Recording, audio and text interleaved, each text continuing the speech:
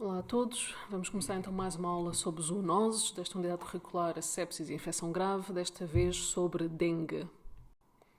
Então, o dengue é transmitido através de um vetor, que é o mosquito Aedes albopicus e Aedes aegypti.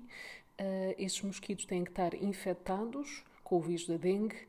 Existem 4 tipos de vírus, o dengue 1, 2, 3 e 4, e o que é certo é que após a picada do mosquito, o mosquito tem a capacidade de transmitir o vírus do dengue aos humanos. Não só o vírus do dengue, este mosquito também é vetor de outras doenças virais, como é o caso da chikungunya, da zika, febre amarela, que são todas doenças de notificação obrigatória. Um bocadinho sobre este vetor, sobre o mosquito Aedes, nós sabemos que também é designado de mosquito tigre asiático, pela sua aparência com estas pintas branquiçadas.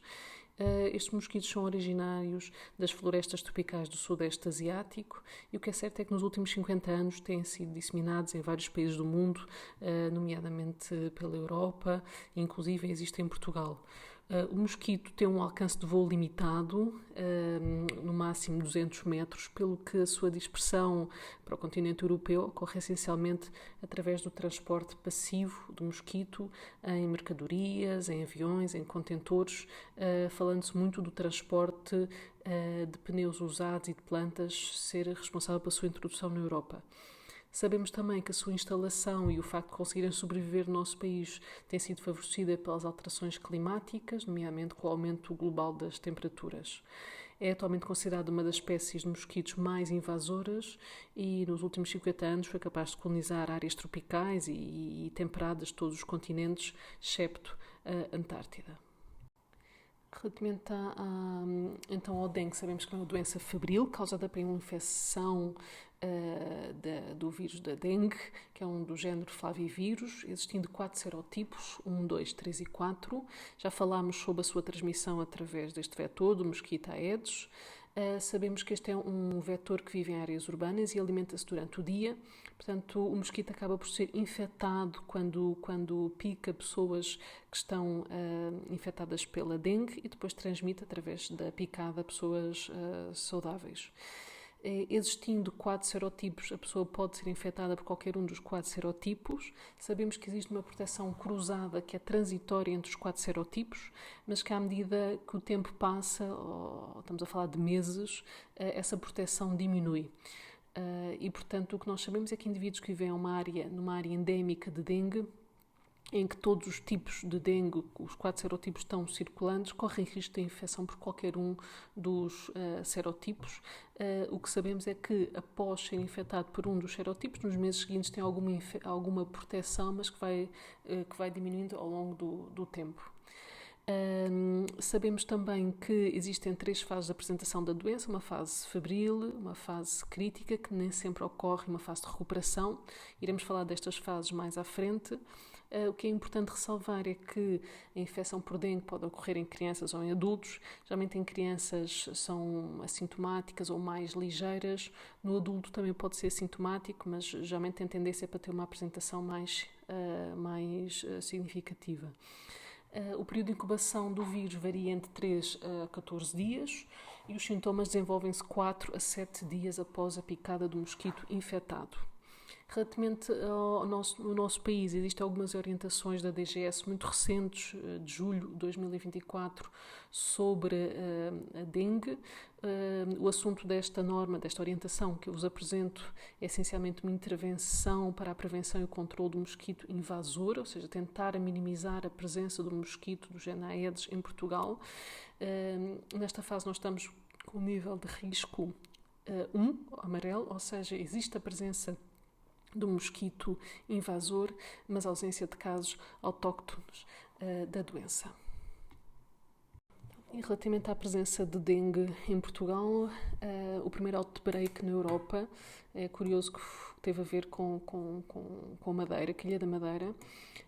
Neste reporte que eu vos faço aqui da ECDC, podem ver logo aqui em baixo que o mosquito Aedes aegypti, portanto o vetor para o dengue, está presente na Ilha da Madeira, foi detectado pela primeira vez em 2005 e desde aí tem sido monitorizada a sua presença mais na costa sul da ilha, em zonas de baixa altitude e mais na parte urbana, e portanto nós sabíamos que o vetor existia na Madeira, era uma questão de timing até poder haver alguma infecção.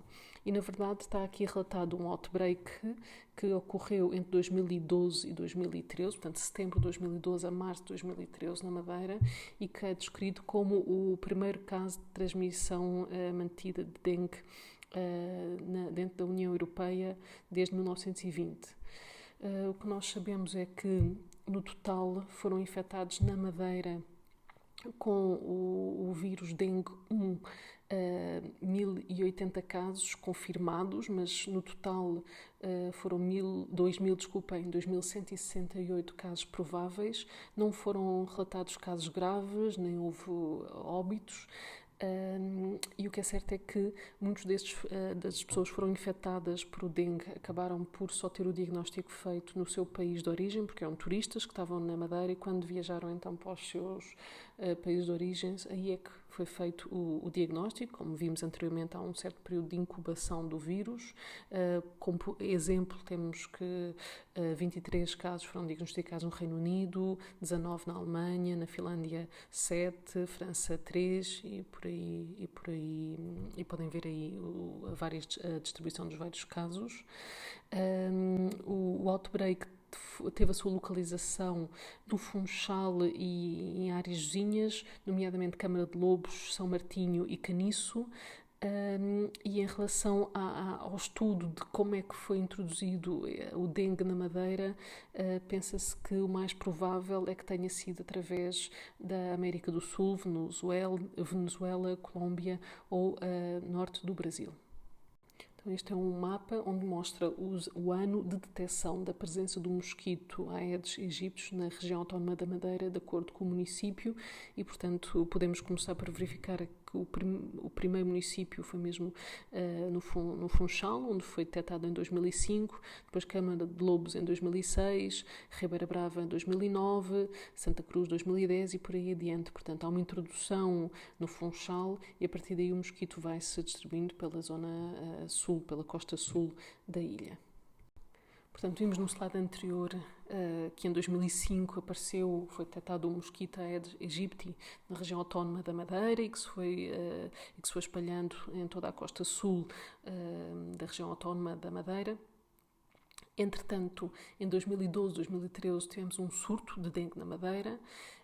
E em Portugal continental temos agora, desde 2017, a presença de uma espécie também, o Aedes não aegypti, mas sim o albopticus, que foi introduzido em Portugal continental na região norte, em Penafiel. Depois, em 2018, foi também detectado na região do Algarve, em Lolé. Em 2022 foi detectado em Mértola, Alentejo. E em 2023, detecção também do Aedes albopticus em 3 freguesias da região de Lisboa e Val do Tejo, nomeadamente concelhos de Lisboa e Oeiras. Em relação ao mapa da CDC, o último de 2024, podem ver aqui a distribuição do mosquito a nível da Europa, e o que nós sabemos é que atualmente, mais do que o aegypti, que existe na Madeira, o albopticus tem sido um dos vetores de doença humana mais invasoras em todo o mundo e tem-se expandido muito do seu habitat natural no Sudeste Asiático para a Europa, Oriente e América. E, portanto, sabemos que existindo o vetor, todos estes países com vetor correm o risco e têm que ter uma vigilância relativamente à introdução do vírus da dengue no seu país. Acabamos então por ver que em 2023 já temos o Aedes albopticus em 3 regiões de Lisboa e Val do Tejo. Entretanto, temos 2024 e agora temos um alerta em julho que o mosquito Aedes albopicus foi identificado em Cascais e Pombal e, portanto, isto é um alerta da DGS que diz que a 31 de julho de 2024 a espécie de mosquitos Aedes albopicus foi identificado nos municípios de Cascais e Pombal. E, portanto, alerta para que, existindo um mosquito e estando ele a expandir-se, é provável que possamos vir a ter mesmo infecções por dengue e alerta para infecções como dengue, chikungunya e zika. Como eu já vos tinha dito, este mosquito pode transmitir diferentes infecções virais, não só o dengue, mas também a chikungunya e o zika. No entanto, em Portugal continental não foram identificados nestes mosquitos quaisquer agentes de doenças que possam ser transmitidas às pessoas, nem se registaram até ao momento casos de doença humana em contexto de transmissão local. Portanto, ainda mantemos uma vigilância. Sabemos que o mosquito já foi introduzido no nosso país, não só existe na Madeira o Aegypti, mas agora temos o albopicus também em Portugal continental e, portanto, temos de manter uma vigilância estreita, sabendo que podem começar a aparecer casos de dengue. Então, sabendo nós que existe o vetor, temos que estar atentos, temos que estar muito atentos a sintomas compatíveis com dengue. A qualquer momento podemos ter alguém algum turista, algum imigrante que venha para o nosso país e que esteja infectado com dengue e automaticamente, tendo nós um mosquito, esse mosquito pode transmitir essa infecção para outras pessoas saudáveis. E, portanto, havendo um contexto epidemiológico, temos de estar atentos à sintomatologia. E o que nós sabemos relativamente à apresentação clínica do dengue é que a maioria dos casos são assintomáticos ou subclínicos, mas o que é certo é que 1% dos casos podem ter uma apresentação mais grave, com disfunções de órgão e choque. O que é que determina isso? São fatores virais do hospedeiro e do vetor que influenciam o risco de infecção e a gravidade da infecção. E no caso do doente apenas ter sintomas ligeiros, nós sabemos que tem uma duração de 2 a 7 dias e, portanto, o tratamento é mais sintomático e de vigilância. Relativamente à classificação do dengue, existe uma classificação mais antiga da Organização Mundial de Saúde, a mais recente é de 2009 e na prática faz divisão entre dengue com sinais de alarme e dengue sem sinais de alarme e quer o dengue com e sem sinais de alarme podem depois evoluir para uma forma de dengue grave. E, portanto, vou-vos aqui apresentar no slide a seguir em português o que é que isto quer dizer. Portanto, dengue sem sinais de alarme é quando existe um diagnóstico presuntivo de infecção por dengue, ou seja, há uma viagem ou há residência numa área endémica e, portanto, há um contexto epidemiológico possível para dengue, associado à presença de febre, que dura pelo menos 5, 7 dias, e pelo menos duas das seguintes apresentações: náuseas e vômitos, a presença de um rash, que geralmente é um rash macular ou maculopapular, a presença de cefaleias, muito característico que é a presença de uma dor retroorbitária que pode agravar com a mobilização dos olhos, dores musculares, dores nas articulações, leucopénia ou então manifestações hemorrágicas com teste de torniquete positivo. Isto consiste no dengue sem sinais de alarme, ou seja, um diagnóstico que é presuntivo, associado a febre e associado a pelo menos duas destas apresentações. Também podemos ter dengue com sinais de alarme, em que inclui a infecção por dengue associada a pelo menos uma das seguintes apresentações: dor abdominal, vômitos persistentes, acumulação de fluidos com ascite e edemas pleurais, hemorragia das mucosas, letargia ou inquietação, hepatomegália ou aumento do hematócrito associado a uma rápida diminuição das plaquetas. Quer o dengue com sinais de alarme ou sem sinais de alarme pode evoluir para um dengue grave, em que temos uma infecção por dengue com pelo menos uma das seguintes apresentações. Pode ser um aumento da permeabilidade capilar, com muita sudação e com evolução para choque e ARDS, uma apresentação com uma hemorragia grave ou então com disfunção de órgão, que pode ser quer hepática, com aumento das transaminases, quer neurológica, com alterações da consciência, quer com disfunção cardíaca ou mesmo falência de outro órgão. Para além desta classificação do dengue, nós sabemos que geralmente existem 3 fases que podemos identificar, não quer dizer que existam todas. Geralmente há uma primeira fase, que é uma fase febril, em que temos a tal febre e aqueles sintomas como as cefaleias, os vômitos, mialgias, artralgias, o rash, a dor ocular, em que podem existir manifestações, algumas manifestações hemorrágicas, como as petequias, pode existir leucopenia, trombocitopenia. Depois, pode ou não existir uma fase crítica, nem todos os doentes têm essa fase crítica, em que temos manifestações hemorrágicas mais significativas, um grande aumento da permeabilidade vascular, em que temos choque, em que temos disfunções de órgão, mas geralmente todos os doentes depois têm uma fase, ou podem ter, e assim o desejamos, que tenham uma fase de recuperação, em que há uma resolução da permeabilidade vascular, do choque, e nesta fase pode aparecer até um rash mais tardio. Em relação ao diagnóstico de dengue, já falámos um bocadinho que é fundamental uma história clínica que inclua uma boa avaliação do contexto epidemiológico, perceber se faz sentido e em que país é que o doente teve, para onde é que viajou ou se vive numa área endémica. Tem que ser feito um exame físico e testes laboratoriais para tentar perceber se estamos mesmo perante uma infecção por dengue.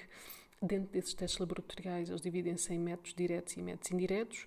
Os métodos diretos muitas vezes são mais morosos e mais complexos, mas passam pelo isolamento do vírus, PCR do vírus, ou então detecção de antigénios específicos do vírus. E os métodos indiretos passam por testes sorológicos para detectar a infecção recente através da IgM ou infecções mais tardias através da sorologia IgG.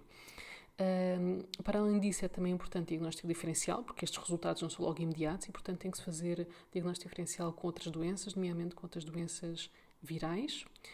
E é fundamental uma avaliação da gravidade da doença. Isto porque é para tomar decisões sobre alta para domicílio, com vigilância, sobre internamento e, dentro do internamento, se é necessário ou não uma referenciação à unidade de cuidados intensivos.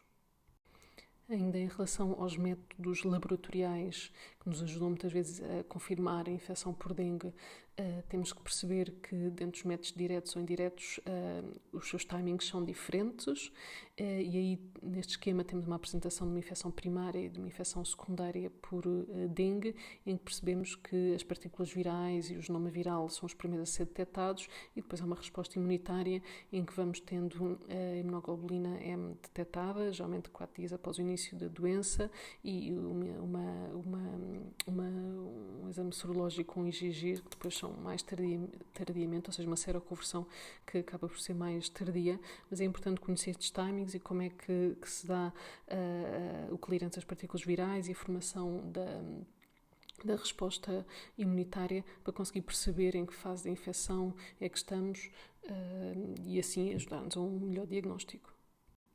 Depois de diagnosticado, passamos então à questão de qual o tratamento. Nós sabemos que não existe um tratamento específico para o dengue, mas há sim um tratamento de suporte em que o doente deve ser bem hidratado, pode ser necessária fluidoterapia endovenosa para aliviar os sintomas, nomeadamente a febre, as mialgias, artralgias. Geralmente costuma-se utilizar o paracetamol. Se houver complicações hemorrágicas, pode ser necessário transfusões de glóbulos vermelhos, plaquetas de plasma, vitamina K. Pode ocorrer também hipoglicémias ou hiperglicémias, pelo que o controle metabólico, nomeadamente da glicemia, é fundamental, e repor alguns iões que cuja alteração pode surgir pelos vômitos, pela fraca hidratação e que têm que ser vigiados. Relativamente às complicações, como eu vos disse, o dengue, na maior parte dos casos, é assintomático ou tem uma apresentação ligeira, mas podemos ter um dengue grave e podemos ter um choque prolongado, podemos ter uma coagulação intravascular disseminada, pela permeabilidade vascular aumentada, podemos ter que lidar com RDS, podemos ter falência de um órgão ou de vários órgãos, podemos chegar a ter um síndrome compartimental abdominal. E para além disso, ou seja, para além das várias disfunções do órgão, podemos ter também co-infecções e posteriormente, por uma imunossupressão que advém destas infecções graves, podemos ter infecções nosocomiais com sepsis gram-negativos e dentro das co-infecções, algumas co-infecções até com vírus que também são transmitidos pelo mesmo vetor, como já falámos da chikungunya. E por último, pensar também no síndrome fagoticítico, que é mais raro, mas também pode ocorrer.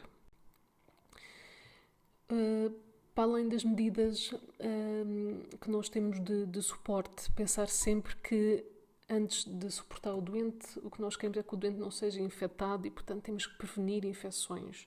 E o melhor para prevenir infecções é, por um lado, não ter o vetor, mas a partir do momento em que ele é introduzido no nosso país, e nós já o temos em várias áreas, então temos que minimizar a sua presença, ou seja, controle da prevenção e da quantidade de mosquito que existem, e nesse sentido podem ser utilizados produtos para matar o mosquito a partir do nível de risco 2, mas nós individualmente temos várias medidas que podemos fazer, nomeadamente evitar águas estagnadas, evitar regar plantas e ficar com água nos vasos, evitar ter garrafas com água na rua, evitar ter pneus que acumulem água, todos os sítios que acumulem água no nosso habitat acabam por ser sítios onde o vetor se pode multiplicar. Por último, termino com a questão da vacinação. Nós sabemos que existem atualmente 2 vacinas. Inicialmente a primeira vacina era a Dengvaxia, que estava recomendada apenas se houvesse história prévia por infecção pelo vírus de dengue. Isto porquê? Porque em doentes sem história prévia a administração da vacina esteve associada a um aumento do risco de doença grave e de hospitalização e, portanto, só os doentes que já tinham tido uma infecção prévia que poderiam ser vacinados com a Dengvaxia. Atualmente temos outra vacina, que é a dengue, desde 2022, que está reconhecida pela Agência Europeia de Medicamento. Protege também alguns seropositivos, outros seronegativos, mas ainda estão a ser feitos estudos e ainda falta mais informação sobre exatamente quais a sua abordagem relativamente ao serotipo 3 e 4. Conclui então que o dengue é uma doença infecciosa, caracterizada por febre, cefaleias, dor retroorbitária, mialgias, artralgias, entre outros sintomas. O risco de doença grave é superior nas infecções secundárias do que na infecção primária por dengue. O diagnóstico é baseado em sinais, sintomas, em doentes expostos, em áreas com dengue e pode ser realizada cirurgias, entre outros métodos que existem, mas nomeadamente a cirurgia IgGM na fase aguda é muito utilizada para ajudar no diagnóstico